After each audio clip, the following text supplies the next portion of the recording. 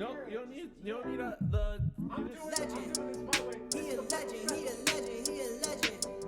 He a legend, he a legend, he a If legend. he's talking on it though, then He you a can't work legend. it up like that. Welcome to the league, to the league, to the league, to the league, to the league of items. Welcome to the league, to the league, to the league, to the league, to the league of items. What's up, everybody? It's Pikel with League of Items, and tomorrow we get some nice Draftkings slates. So the first slate is a 6-gamer. There's a second, or I guess it's called a late slate, which is 3 games. I'm going to be in the King of the Rift tournament that you had to qualify for. I have 2 entries out of 100. Actually, two entries out of 99. I guess there's only 99 entries, which is pretty interesting. But I have the information uploaded into my sheet. So we're just going to go through some of this real quick. So I have percent ownership, like projected ownership based off of win percentage, but it fluctuates a lot, especially in a 6-game slate. So this is with a 5-game slate. I don't even know if I've tried to project ownership for a 5-game slate before, because obviously these numbers don't really make much sense together. It does incorporate like their captain plus whatever their flex would be. There's old world futures on here, the money lines going into these matches and stuff like that. So basically,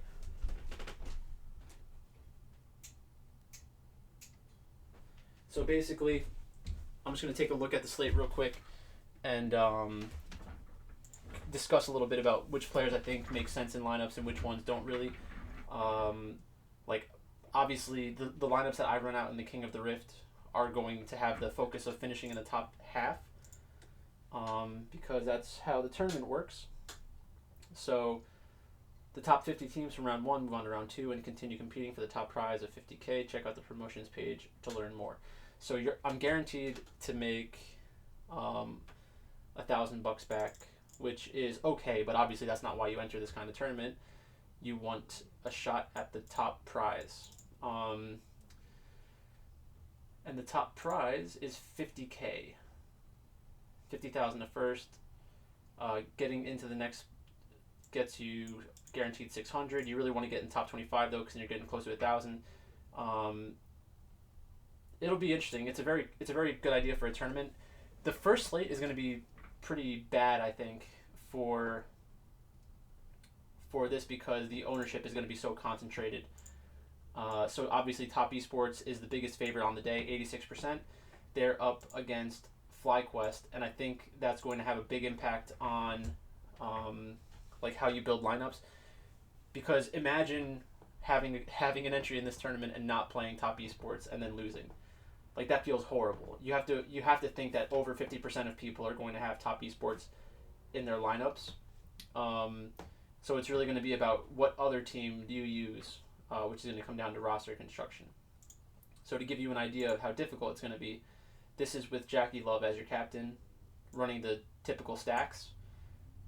There are 15 combinations between 4 3s and 3 4s, but they're all 3 4s.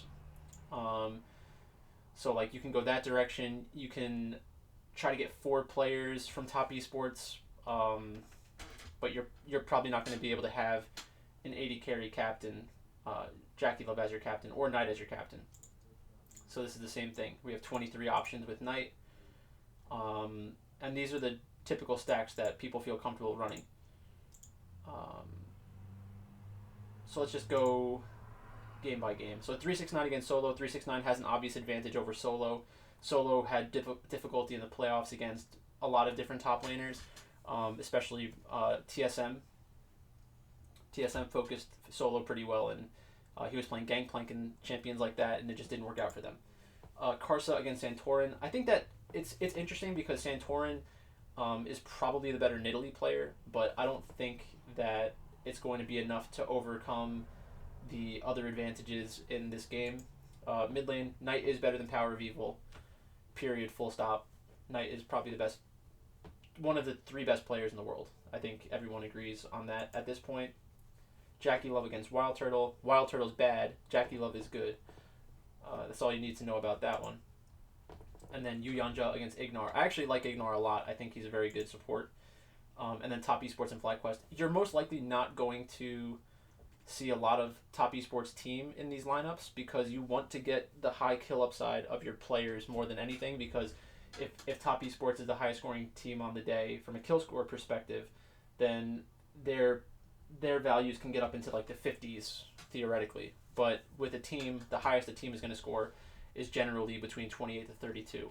And that doesn't happen very often. It's generally like 25, 26. Just got out of the shower. My hair is kind of annoying right now, but can't do anything about it now.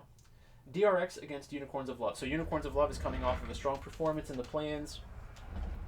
They had a lot of hype because they were 39-2 in their domestic league. Anybody who's been watching these videos knows I don't really care too much about that. Like beating random bad team from their domestic league is not going to tell me anything about how they play against DRX. So Doran against Boss, I don't know. It's most likely Doran favored. From a champion pool perspective, I think I was looking at it, and there's a ton of Renekton, but Doran isn't going to be afraid of Boss's Renekton. Doran plays against Renekton all day, every day against Korean top laners. And I think it's fair to say that most of the Renektons that he plays against are better than Boss. In the jungle, Piosik against Ahahasik. They're both sick. Ahahasik did not show Graves and Nidalee until they got to the play-in stage, so obviously there are other champions that we might be missing, or like not taking into consideration that they can play. But again, I just have to assume that Piosik is the better player. There is a chance that Unicorns of Love can steal one game. This is best of ones. Typically when we watch Korea or China, we have best of threes, so even if they give up one game, they still have enough time to come back and everybody will feel not as good about the win, but they'll still win. Chovy against No Man's. Chovy is another player who's probably top 5 in the world. No Man's is not that man's. Not afraid of No Man's at all. Deft and Gadget. Deft's been playing bad recently, but that's fine. Keria against Santos. I think Keria is probably the best support at Worlds. And I expect that to be shown in this game. So one interesting about this is I think Keria actually has good upside, depending on which support they play. They have the extremely high upside of something like Pyke, where Pyke could be the highest scoring. A good Pyke game can be the highest scoring on the slate theoretically.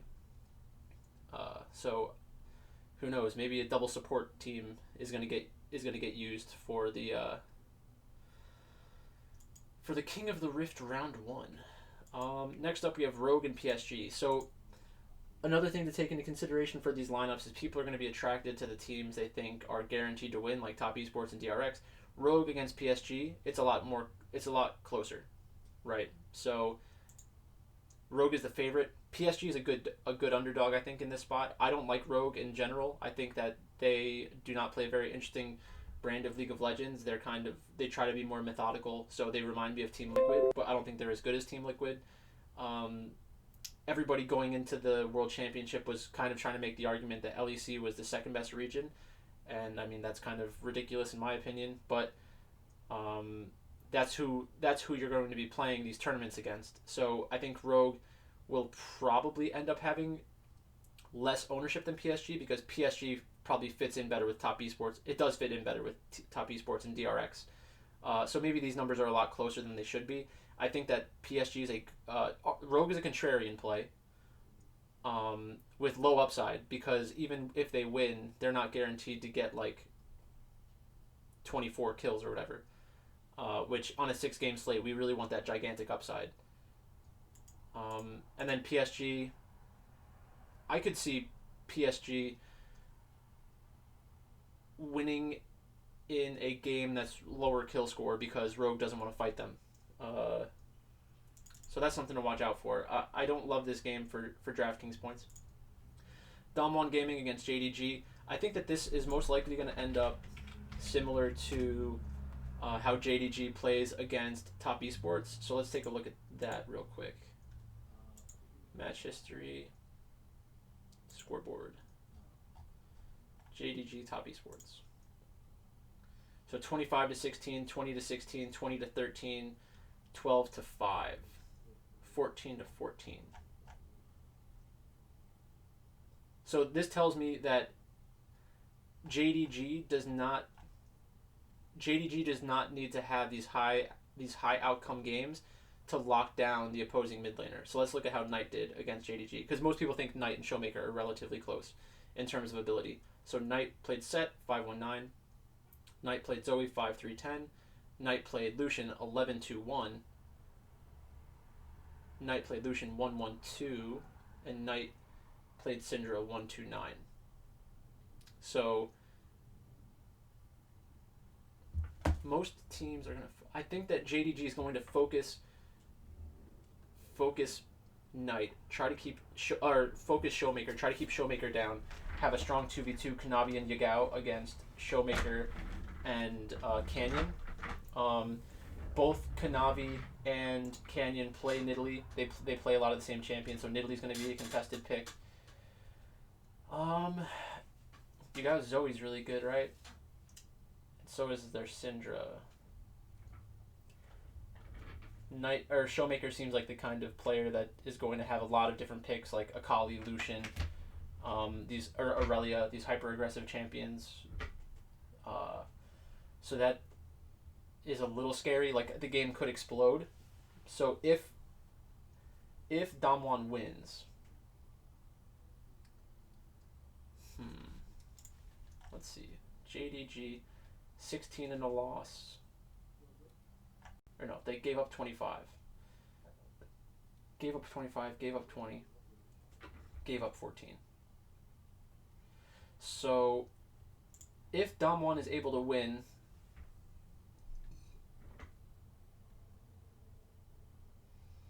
these are the games I'm afraid of. These ones down here. If they are two good teams and they're trying to play really well against one another because it sets them up well for the entire group stage, I could see it slowing down. I think that Damwon is less likely to slow it down. So if JDG gets an advantageous jungle matchup, they can kind of strangle the game. If Damwon Gaming gets ahead, I could see JDG just trading objectives and trying to outscale or something like that. So I think the pace is really going to come down to JDG. Damwon's going to have to force a lot if they want that kill score to get up much higher, which they have done in the past, which they have done, and I've made note of that before.